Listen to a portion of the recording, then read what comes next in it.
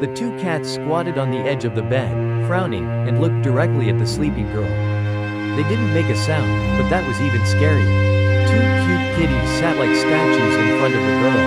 The girl had no pets. Their stare startled her. Opening her eyes, she didn't realize where she got two cats from at home. As it turned out, they entered through an open window. The girl left the cats at her place, but she didn't understand why they would just appear at her house. That morning, she had been having a particularly difficult time.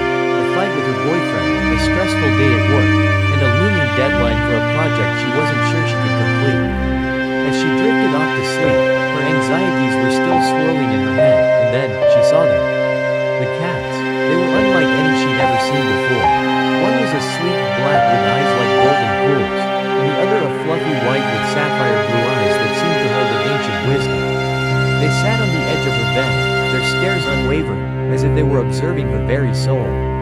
The silence was deafening, broken only by the rhythmic thump of her own heart. It felt like an eternity before she finally gathered the courage to speak. "Hello?" she whispered, her voice trembling. The cats didn't move, their gaze steady and unflinching.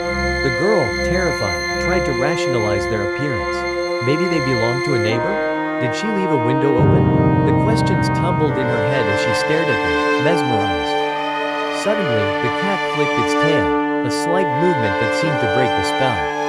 The white cat then nudged her hand with its head, and for the first time, the girl felt a sense of peace. "What do you want?" she asked, her voice a little calmer now. The cat seemed to understand. The white cat rubbed against her leg, and the black one purred deeply, a rumbling sound that seemed to vibrate through her bones. She couldn't explain it, but she felt a profound sense of comfort in their presence. The days that followed were a blur.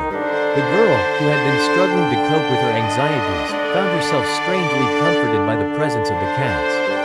They were always there, a silent vigil, their eyes watching over her, their purrs a soothing lullaby. The girl's boyfriend came by that evening to apologize for the fight. He seemed surprised by the cats. "Where did you get these guys?"